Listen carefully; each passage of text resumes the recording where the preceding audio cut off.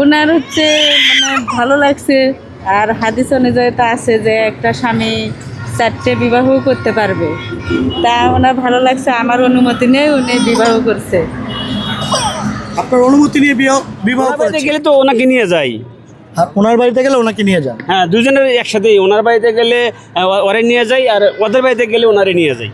আচ্ছা, যখন আপনার বাড়িতে যায় আপনার স্বামী, তখন আপনার সতীনও যায়, এলাকাবাসী বা আপনার আত্মীয় স্বজন এটা কোন দৃষ্টিতে দেখে? না, এলাকাবাসী কোন দৃষ্টিকে দেখলো এটা আমার দেখার বিষয় নয়। আর আমার ফ্যামিলিকে আমি বলে দিচ্ছি যে এটা হচ্ছে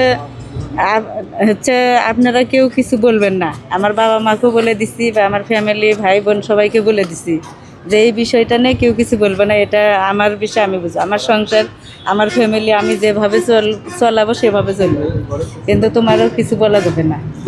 তাহলে আপনাকে আমি বলি যে তাহলে যে আপনার দুজনের কথা অনুযায়ী তাহলে কি আমি কি ঠিক বলেছি কি না আপনার স্বামীকে নোবেল দেওয়া উচিত? হ্যাঁ, অবশ্যই। আর হচ্ছে আমি যাকে বিয়ে করছি, বাট হচ্ছে হয়তো আমি এর থেকে ভালো একটা স্বামী পাইতাম, কিন্তু আমি মনে করি যে ওর থেকে ভালো স্বামী নাই, দায়িত্ববান।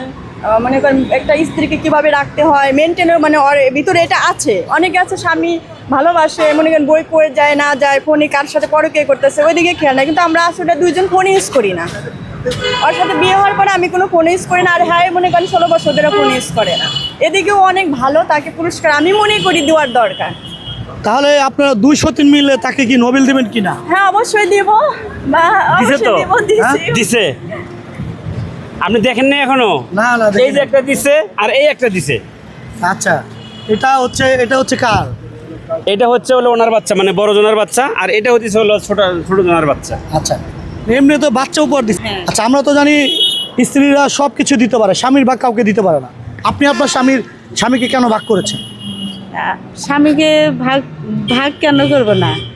এটা তো হচ্ছে সেই যুগ থেকেই আসতেছে যে হচ্ছে স্বামী বিবাহ করলে স্ত্রী মানে নিতে হবে। সে যুগ থেকে এসেছে, আমরা জানি যেটা আপনার স্বামী যদি বিবাহ করার অনুমতি পায় বা অনুমতি দেন আপনি তাকে, তাহলে বিধবা কোনো নারীকে সে বিয়ে করতে পারবে। উনি কি বিধবা? আপনি কি বিধবা? না না, তাহলে উনি বিধবা না, ওনার আগের হাজবেন্ড ছিল, সেখান থেকে ছাড়াছাড়ি হওয়ার পরে 3-4 বছর গ্যাপ গেছে, গ্যাপ যাওয়ার পরে আমি বিবাহ করছি। তার মানে উনি ডিভোর্সি? হ্যাঁ।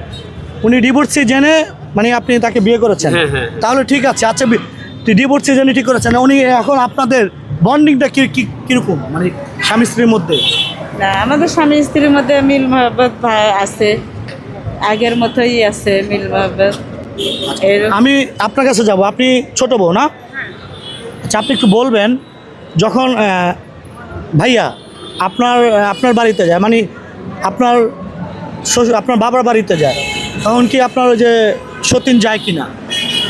হ্যাঁ, আমি নিয়ে যাই, ওকে বলি, ওকে বললে বা আমরা সবাই মিলে ফ্যামিলি সবাই যাই, আর কোনো নাই। আর আমাদের ফ্যামিলির বোঝানোর দায়িত্ব আমার, আমি তাদের বুঝাই, আমরা ফ্যামিলির সব একসাথেই ঘুরতে যাই। তো যখন আপনার বাবার বাড়িতে আপনার স্বামীকে নিয়ে যান, আপনার সতীনকেও নিয়ে যান, তখন মানে আপনার পরিবার থেকে বা এলাকার লোকজন কি বলে?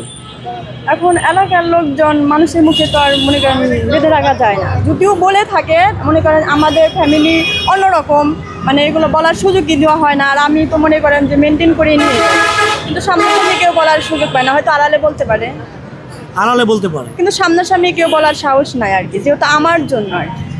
আচ্ছা ভাইয়া, আপনি যখন ওই যে বড় বউর শ্বশুর বাড়িতে যান, মানে আপনার শ্বশুর বাড়িতে, ভাবি শ্বশুর বাড়িতে, ছোটো বউকে নিয়ে যান? আসলে ওনাকে বিয়ে করার পরে এখন পর্যন্ত মানে ওইভাবে যাওয়া হয় নাই। ওনাদের বাড়িতে যখন আমি গেছিলাম, ওনার বাড়িতে যখন গেছিলাম, এই ঈদের সময়, কুরবানি ঈদে, ওনাকে বলছিলাম যে তোমার বাড়িতে তুমি যাও, ঘুরে আসো। তো কয় না, আমি তো একা যাব না, আমার বড় আপা আছে, আমি আছি, ছাড়া যাবে না। তো আমাদের সাথে করে নিয়ে তাদের বাড়িতে গেছে, তার আপার বাড়িতে গেছে, তার বোনের বাড়িতে, ভাইয়ের বাড়িতে গেছে, ঘোরাফেরা করে তারপরে 5-7 দিন থেকে তারপরে আসছি। তাহলে যখন ওনার বাড়িতে যান, ওনাকে নেওয়া যায় না? হ্যাঁ, অবশ্যই। নোবেল পুরস্কার, নোবেল হচ্ছে পুরস্কার, হ্যাঁ। সেটা আপনি স্বামী হিসাবে পান, প্রাপ্য 2 স্ত্রীর কাছ থেকে। 2 স্ত্রী দিবে কিনা একটু জিজ্ঞেস করুন। তারা তো দিচ্ছে, এখন দিলে গেলে আপনারা দিবেন। নোবেল দিলে আপনারা দিবেন, আপনারা দেখতেছেন যে এত মিল এত ভালোবাসা তাদের ভিতরে, তা আপনারা পুরস্কারটা দিবেন না? আমরা দিব কেন? নোবেল পুরস্কার দিবে এই লোক যারা এই ভিডিওটা দেখছে, হ্যাঁ এক বধূ দুই স্বামী, হ্যাঁ হ্যাঁ হ্যাঁ। নোবেল নোবেল তো তারা দিবে, তাই না? তো অবশ্যই যারা ভিডিওটা দেখবেন তারা কমেন্টসে লিখে যাবেন যে আসলে নোবেল পাওয়ার উপযুক্ত আমি হাজব্যান্ড হইতে পারছি কি না। তারা অবশ্যই কমেন্টসে বলবে, তারা যদি বলে যে উপযুক্ত, তাহলে অবশ্যই তারা পুরস্কার আমাকে দেওয়ার চেষ্টা করবো ইনশাল্লাহ। তবে আমি সর্বপ্রথম বলবো আপনাকে না, নোবেল যদি দিতে হয় হ্যাঁ আপনার স্ত্রীকে, বড় স্ত্রীকে দিয়ে দেওয়া উচিত, হ্যাঁ হ্যাঁ। তাই না? কারণ আপনি আপনার স্বামীকে ভাগ করেছেন, আপনি আপনার স্বামীকে ভাগ করেছেন, আপনি আপনার স্বামীকে ভাগ করেছেন, নোবেল পেতে হলে আপনার পাওয়া উচিত। কি মনে হচ্ছে?